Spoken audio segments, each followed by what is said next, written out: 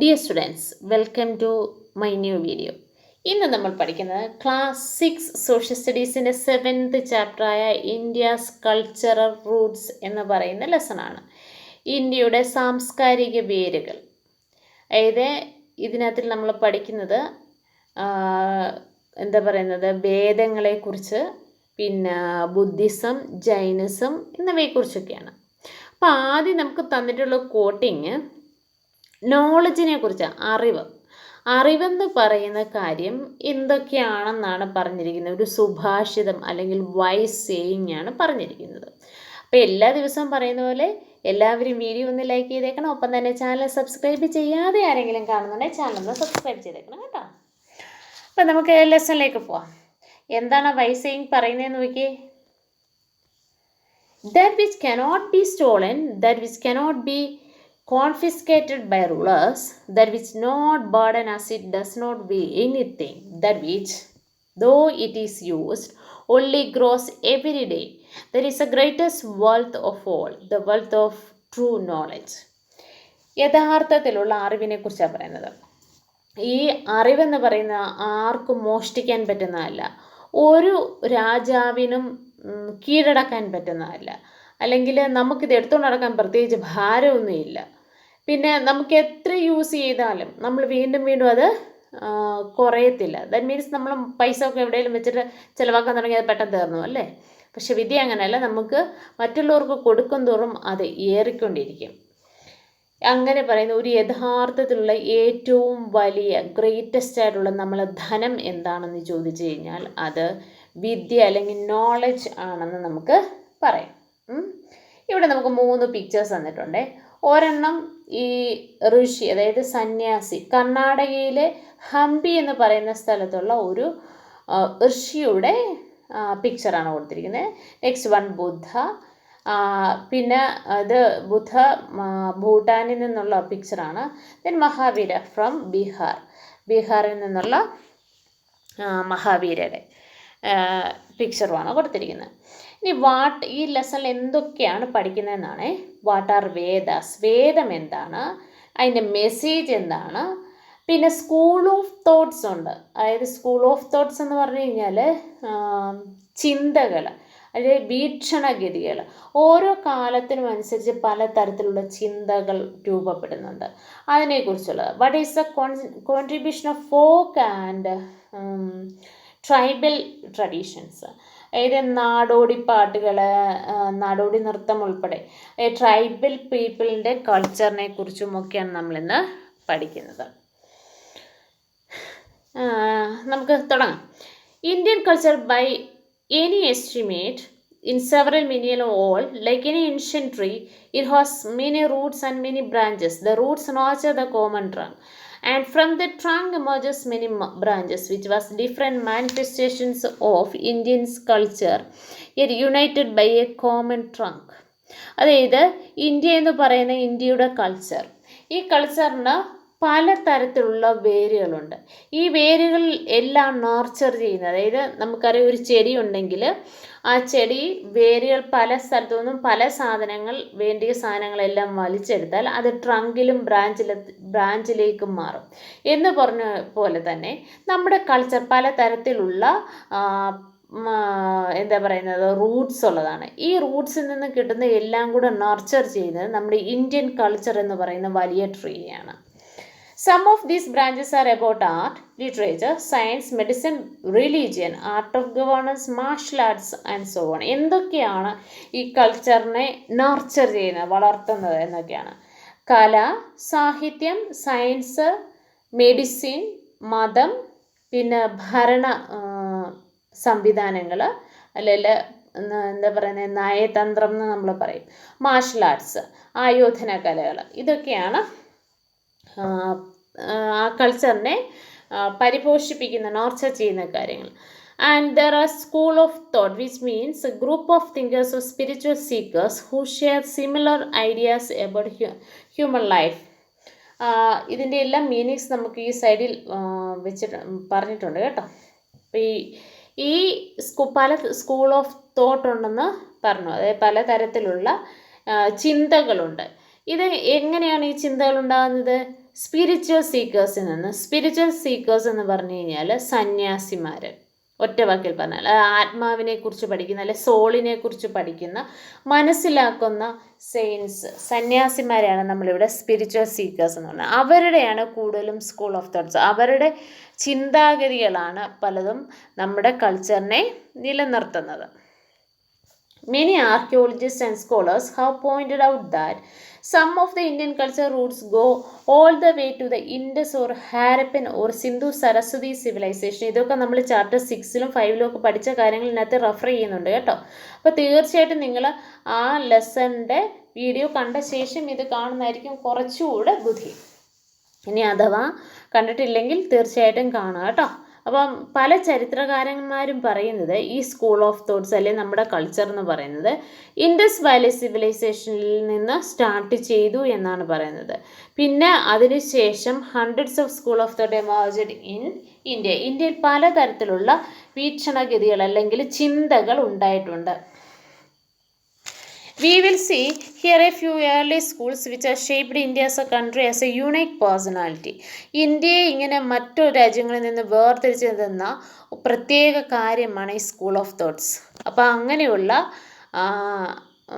India that is Bharat എന്നുള്ള ആ ഒരു കോൺസെപ്റ്റിനെ കൂടുതൽ മനസ്സിലാക്കാൻ നമുക്ക് ഈ ലെസണിലൂടെ പറ്റും. The Vedas and Vedic culture. ഇനി വേദങ്ങളെ കുറിച്ചാണ് പഠിക്കുന്നത്. What are Vedas? വേദ എന്ന് പറഞ്ഞു കഴിഞ്ഞാൽ നോളജ് എന്ന് മാത്രമാണ് പറയുന്നത്. ഋഗ്വേദത്തിനെ ആണ് ഈ വേർഡ് മെൻഷൻ ചെയ്തിട്ടുണ്ട് വേദ എന്നുള്ളത്. അത് ഋഗ്വേദ, യജുർവേദ, സാമവേദ ആൻഡ് അഥർവവേദ, ഈ 4 വേദങ്ങളാണ് അറിയപ്പെടുന്നത്. They are most ancient text in India. ഇന്ത്യയിലെ ഏറ്റവും പഴയകാല ഗ്രന്ഥങ്ങളാണ് ഇവ.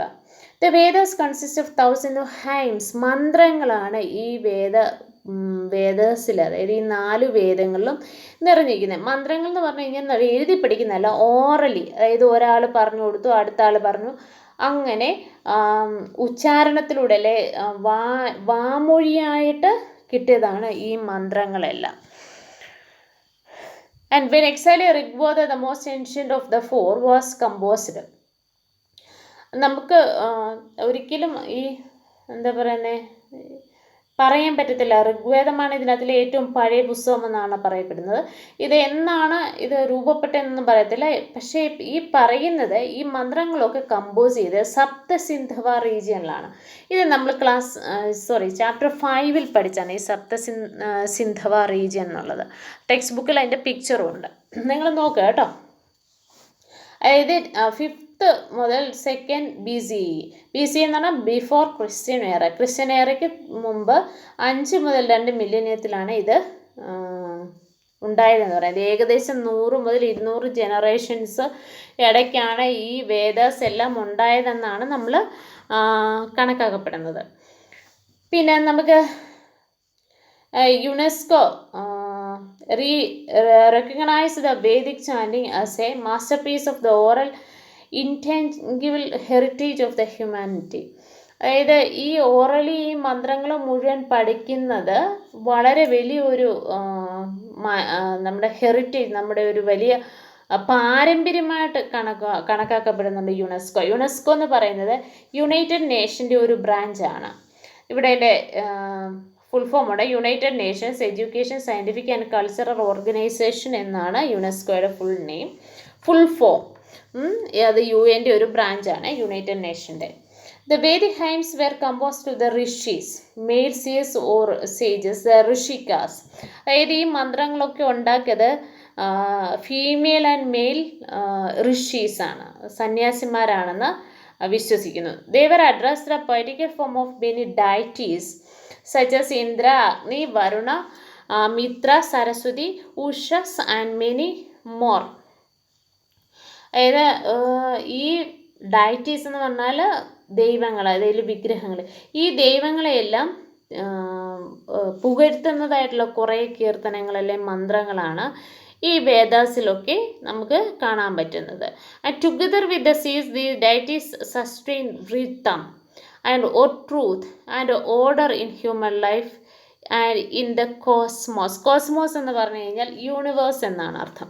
അതായത് യൂണിവേഴ്സിന് ഒരു റിഥം ഉണ്ടായത് ഈ സ്പിരിച്വൽ സീക്കേഴ്സ് അല്ലെങ്കിൽ ഈ വേദങ്ങൾ അല്ലെങ്കിൽ ഈ മന്ത്രങ്ങളിലൂടെ ഒരു യൂണിവേഴ്സിന്, കോസ്മോസ് എന്ന് പറഞ്ഞാൽ യൂണിവേഴ്സ് എന്നാണ് അർത്ഥം. നമ്മൾ ആസ്ട്രോണട്സ് എന്ന് പറയുന്ന പോലെ റഷ്യക്കാർ പറയുന്ന പേരാണ് കോസ്മോനട്സ്. അപ്പോൾ കോസ്മോസ് എന്ന വാക്കിനർത്ഥം യൂണിവേഴ്സ് എന്നാണ് അർത്ഥം. അപ്പോൾ ഈ യൂണിവേഴ്സിൻ്റെ റിഥം തന്നെ ഈ വേദിക് ചാൻറ്റിങ്ങിലൂടെ വരുന്നു എന്നാണ് പറയുന്നത്. അവർ പലതരത്തിലുള്ള ദേവീദേവന്മാരെക്കുറിച്ച് ഇതുപോലെ പോയം രൂപത്തിൽ മന്ത്രങ്ങൾ എഴുതിയിട്ടുണ്ട്. ആരൊക്കെയാണെന്ന് ഇവിടെ ഇപ്പം നമ്മൾ പറഞ്ഞു കേട്ടോ. ഏർലി ഋഷീസ് ആൻഡ് ഋഷിക എന്ന് പറഞ്ഞാൽ ഫീമെയിൽ ഋഷീസ് എന്നാണ് പറയുന്നത് കേട്ടോ. God and goddesses as one separate being as A famous Haim puts it. ഇനി ഒരു വലിയ ഈ വേദങ്ങൾ കണ്ട ഏറ്റവും പ്രധാനപ്പെട്ട ഒരു മന്ത്രമാണ് നമുക്കിവിടെ പറയുന്നത്. ഏകം സത് വിപ്ര ബഹുധ വദന്തി the existence that is supreme god. നമ്മൾ സുപ്രീം റിയാലിറ്റി എന്ന് പറയുന്നത് god is one but sages give its many name. നമ്മൾ സാധാരണ പറയുന്ന പോലെ ദൈവം ഒന്നേ ഉള്ളൂ, പക്ഷേ നമ്മൾ പല പേരിൽ ആ ദൈവത്തെ അറിയപ്പെടുന്നു എന്നർത്ഥം. In the world view, some values are especially important, beginning with truth, which was often another name for the God. The last mantras of the Rigveda also called for unity among people. ആൾക്കാർക്കിടയിലുള്ള ഏകത്വത്തെക്കുറിച്ചാണ് ഋഗ്വേദയിൽ അവസാനം പറഞ്ഞിരിക്കുന്നത്. Come together, speak together, common be your mind. May your thoughts agree, united be your purpose, united your heart. May your thoughts be united, so all may agree. അതായത് നമ്മൾ ഒരുമിച്ച് നിൽക്കുക, ഒരുമിച്ച് സംസാരിക്കുക, ഒരുമിച്ച് ചിന്തിക്കുക. നമ്മൾ ഏതെങ്കിലും ഒരു പ്രവൃത്തിക്ക് വേണ്ടി അല്ലെങ്കിൽ ഒരു പർപ്പസ്, ഒരു ലക്ഷ്യത്തിന് വേണ്ടിയിട്ട് ഒരുമിച്ച് നിന്ന് ഹൃദയത്തോട് ചേർന്ന് നിന്ന്, എല്ലാവരും ഹൃദയത്തോട് ചേർന്ന് നിന്ന് ചിന്തകളെല്ലാം ഒരുമിപ്പിച്ച് മുന്നോട്ട് പോവുക. അങ്ങനെയാണെങ്കിൽ അത് പെട്ടെന്ന് നമുക്ക് സാധിച്ചു കിട്ടും എന്നാണ് പറഞ്ഞിരിക്കുന്നത്. ഇനി വേദിക് സൊസൈറ്റിയെക്കുറിച്ച് പറഞ്ഞാൽ ഈ വേദ കാലഘട്ടത്തിൽ സമൂഹം എങ്ങനെയായിരുന്നു എന്ന്. Early Vedic society is organized in different janas or clans. That is, larger group of people. The Rigveda alone lists over 30 such janas. For instance, the Bharatas, the Purus and Kurus, the Yadus and Turvashas, etc. അതായത് ഈ Vedic പീരീഡിൽ ജനാസ്, അതായത് കൂട്ടം, clans ഉണ്ടായിരുന്നു. ഓരോരോ കൂട്ടങ്ങളായിട്ട് അല്ലെങ്കിൽ ഒരു വംശം എന്ന് നമുക്ക് പറയാം. ഒരു വംശമായിട്ട് പല വംശങ്ങളുണ്ടായിരുന്നു. ഭരദാസ് ഉണ്ട്, കുരൂസ്, യദൂസ്, അങ്ങനെ പല രീതിയിലുള്ള വംശങ്ങളായിട്ടായിരുന്നു നിലനിന്നിരുന്നത്. ഇവിടെ നമുക്ക് birth of Buddha and Mahavira, അതായത് 500 BCക്ക് തൊട്ട് മുന്നേ ആണ് ബർത്ത് ഓഫ് മഹാവീര എന്ന്. പിന്നെ അതുപോലെ ഉപനിഷത്സ് എന്നാണ് ഉണ്ടായത് എന്നും ഇവിടെ നമുക്ക് കാണാൻ പറ്റും. വേദിക് സ്കൂൾ ഓഫ് തോട്ട്സ്, അത് കോമൺ എറ 1 വരെ നമുക്ക് കാണാൻ പറ്റുന്നുണ്ട്. Not much is known for janas govern their society. The Vedas only give us few clues through word raja, sabha, samiti, both of which refer to the collective gathering of assembly. അതായത് ഈ വളരെ കുറച്ച് കാര്യങ്ങളൊക്കെ നമുക്ക് സൊസൈറ്റിയെക്കുറിച്ച് അറിയാൻ പറ്റിയിട്ടുള്ളൂ. രാജാന്നും മന്ത്രിയെന്നും അല്ലെങ്കിൽ സമിതി എന്നും ഒക്കെ പറയുന്ന അവരുടെ ഗ്രൂപ്പുകളാണെന്ന് നമ്മൾ പറയപ്പെടുന്നു. Many professions R mention the Vedic text such as agriculturist, weavers, Potter, builder, carpenter, healer. അപ്പോൾ ഇങ്ങനെ പല തരത്തിലുള്ള ആൾക്കാർ, അതായത് പ്രൊഫഷണൽസ് ഇവരുടെ കൂട്ടത്തിലുണ്ടായിരുന്നു എന്നും നമ്മൾ പറയുന്നുണ്ട്. അടുത്തത് നമ്മൾ നോക്കുമ്പോൾ വേദിക് സ്കൂൾ ഓഫ് തോട്ട്സിനെ കുറിച്ച്, ഇനി ചിന്തകളെ കുറിച്ചാണ് പറയുന്നത്. വേദ കാലഘട്ടത്തിലുണ്ടായിരുന്ന school of thoughts. Vedic culture is also developed by rituals. Yajna often readers, നമ്മൾ യാഗ എന്നൊക്കെ പറയല്ലേ, ഒരു യജ്ഞ എന്നാണ് എഴുതിയിരിക്കുന്നത്. ഡയറക്റ്റ് വേഴ്സ് വേരിയസ് ഡൈറ്റീസ്, അതായത് ദൈവങ്ങൾക്ക് വേണ്ടിയിട്ടുള്ള യജ്ഞാസ്, അതായത് യാഗങ്ങൾ ഒക്കെയായിരുന്നു ഈ വേദിക് സ്കൂൾ ഓഫ് തോട്ടിലുള്ളത്. Okay, daily rituals were generally in the form of prayers and offering of Agni. അതായത് ഫയറിന് ഉള്ള ഓഫറിങ്സ് ആയിട്ടായിരുന്നു ഈ യജ്ഞാസ് നടന്നിരുന്നത്. നമ്മൾ ടി വിയിലൊക്കെ കാണുന്നുണ്ടായിരിക്കും ഈ പല പുരാണ സീരിയലിലൊക്കെ യാഗങ്ങൾ നടക്കുന്നത്. അതിനെക്കുറിച്ചാണ് നമ്മൾ പറയുന്നത്. അപ്പം A group of texts known as Upanishads built upon Vedic concept and introducing new ones, such as rebirth and karma. ഇത് ഉപനിഷത്സുകളിലാണ്. പിന്നെ ഉപനിഷത്സ് എന്ന് പറയുന്നത് വേറൊരു ഗ്രൂപ്പ് ഓഫ് ബുക്സ് ആണ്. അപ്പോൾ ഈ ഉപനിഷത്തുകളിലും പറയുന്നത് റീബർത്ത്, അതായത് പുനർജന്മത്തെക്കുറിച്ച്, അതായത് ഇനി വീണ്ടും വീണ്ടും നമ്മൾ ജനിക്കുമെന്നും നമ്മുടെ പ്രവർത്തികളെക്കുറിച്ചൊക്കെയാണ്. കർമ്മഫലം എന്ന് നമ്മൾ മലയാളത്തിൽ പറയും. According the school of thought generally known as Vedanta, every human life, nature and the universe is one divine essence called Brahman. അതായത് ഈ മനുഷ്യൻ്റെ ജീവിതം, പ്രകൃതി, ഈ ലോകം മുഴുവൻ, യൂണിവേഴ്സ് മൊത്തം കൂടെ ബ്രഹ്മം എന്ന പേരിലാണ് അറിയപ്പെടുന്നു എന്നാണ് ഉപനിഷത്സ് പറയുന്നത്. ഉപനിഷത്ത് വേദങ്ങളെ പോലെ മറ്റൊരു ഗ്രൂപ്പ് ഓഫ് ടെക്സ്റ്റ് ആണെന്നുള്ള കാര്യം നിങ്ങൾ മറക്കരുത്. Sometimes just two well known mantras express in this simple but profound way. ഇവിടെ നമുക്ക് 2 മന്ത്രങ്ങൾ തന്നിട്ടുണ്ട്. അഹം ബ്രഹ്മാസ്മി അഹം ബ്രഹ്മാസ്മി എന്ന് പറഞ്ഞാൽ ഐ ആം ബ്രഹ്മം. ഇവിടെ ബ്രഹ്മം എന്ന് ഉദ്ദേശിക്കുന്നത് നമ്മുടെ ഉള്ളിലുള്ള സോളിനെയാണ്. That is to say I am divine, ഞാൻ ഡിവൈൻ ആണെന്ന്. ഒന്ന്, ദറ്റ് ത്വം അസി, യു ആർ ദാറ്റ്, നീയാണത്.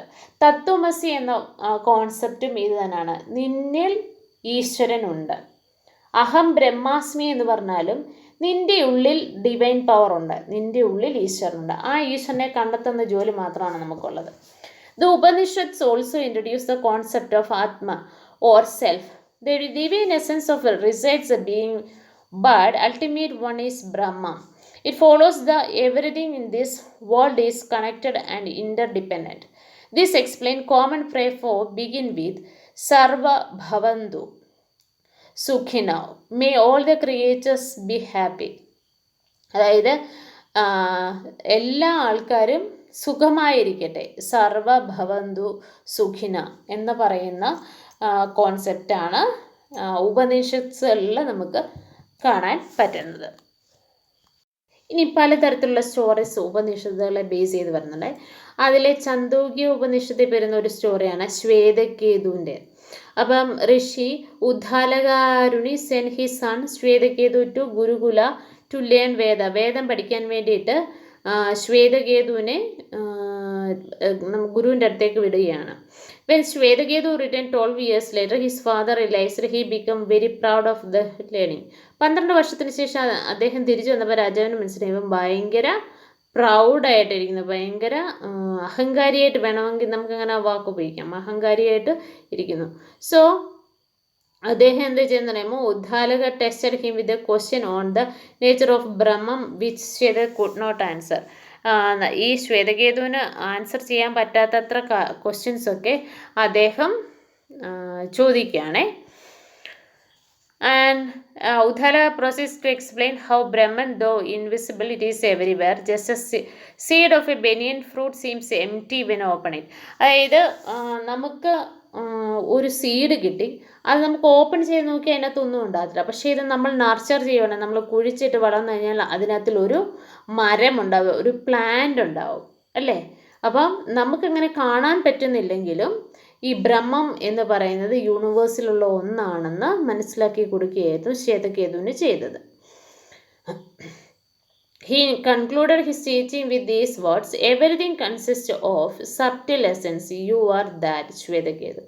എല്ലാ മനുഷ്യർക്കും നമുക്ക് നമ്മുടെ ഉള്ളിൽ ഒരു ഡിവൈൻ പവറുണ്ട്, അതാണ് നമ്മളെ മുന്നോട്ട് നയിക്കുന്നത്.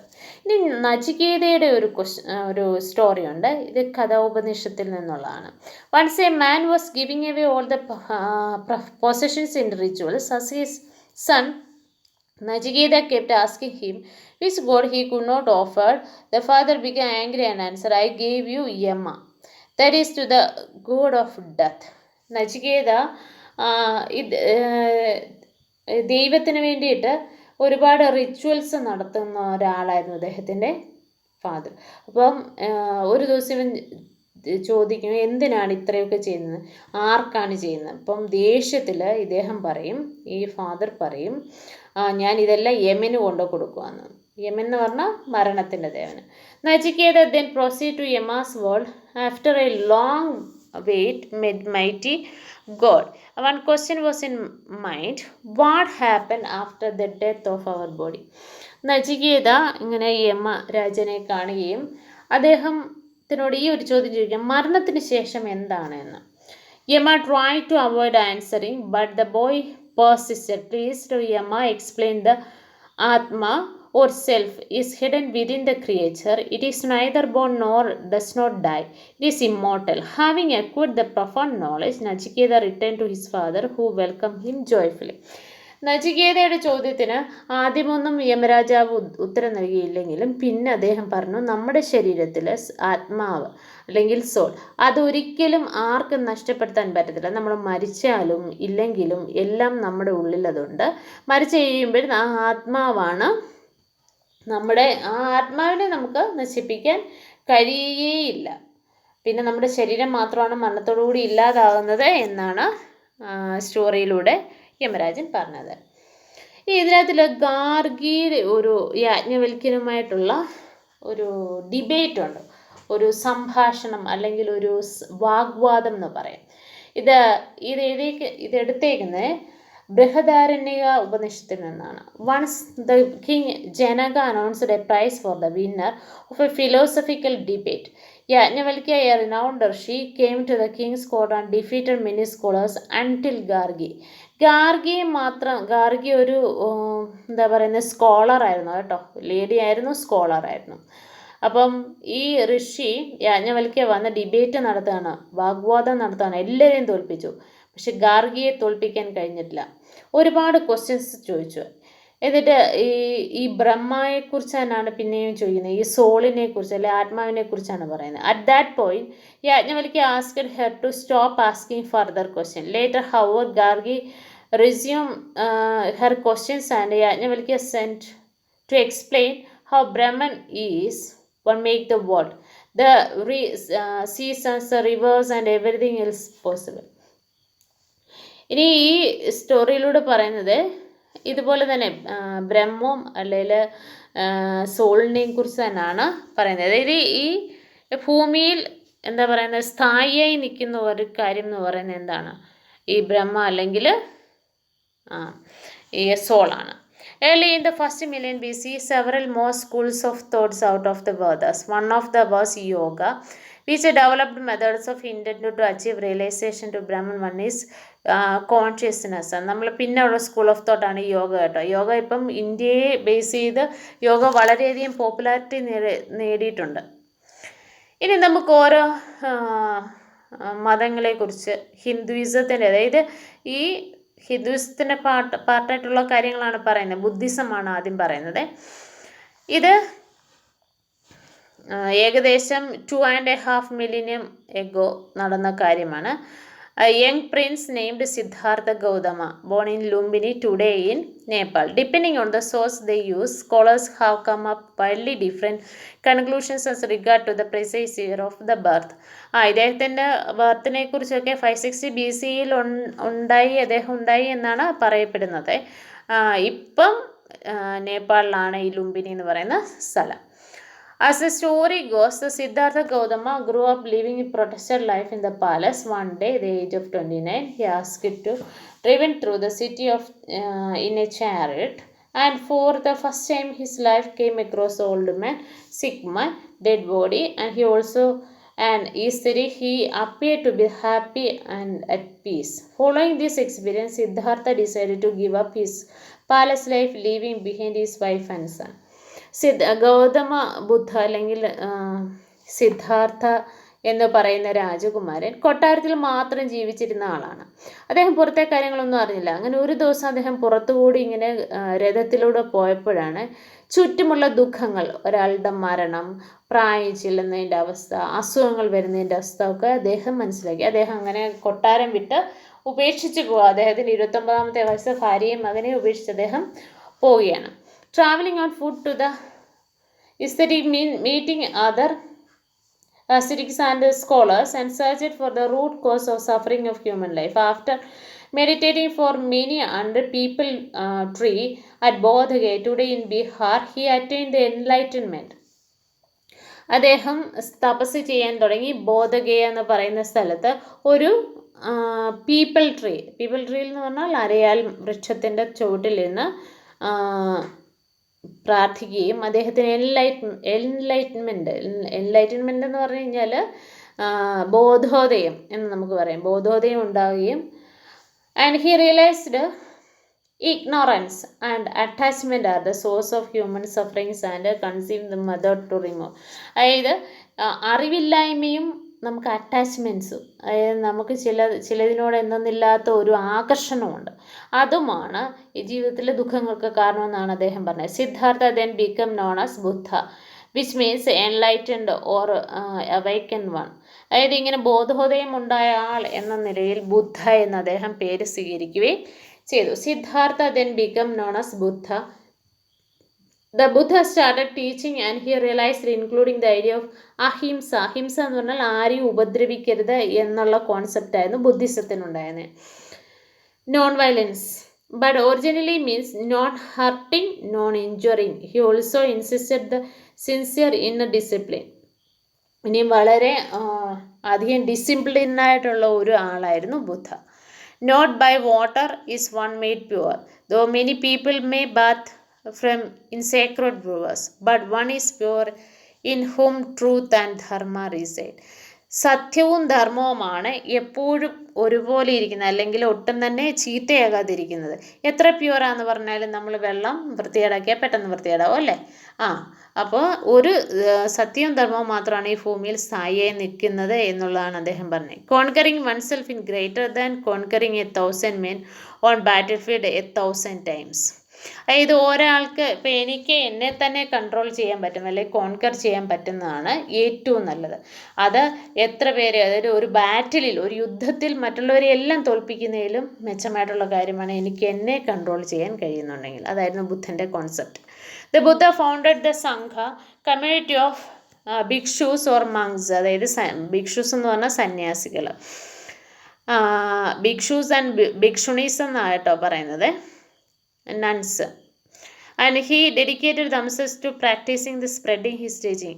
ബുദ്ധൻ്റെ എല്ലാ പ്രീച്ചസും അല്ലെങ്കിൽ എല്ലാ ടീച്ചിങ്സും ഈ ഭിക്ഷൂസും ഭിക്ഷുണീസുമായിരുന്നു ഈ ലോകത്തിൻ്റെ തന്നെ പല ഭാഗങ്ങളിൽ എത്തിച്ചിരുന്നത്. ഒരു പിക്ചർ കൊടുത്തിട്ടുണ്ട് കേട്ടോ ബുദ്ധയുടെ ടീച്ചിങ്ങിനെ. ഏറ്റവും കൂടുതൽ ഇന്ന് എന്താ പറയുന്നത്, റിലീജിയൻ ബുദ്ധമതം ഉള്ളത് Bhutan, Myanmar, Cambodia, Sri Lanka, Thailand, Mongolia and ലവോസ് ആണ്.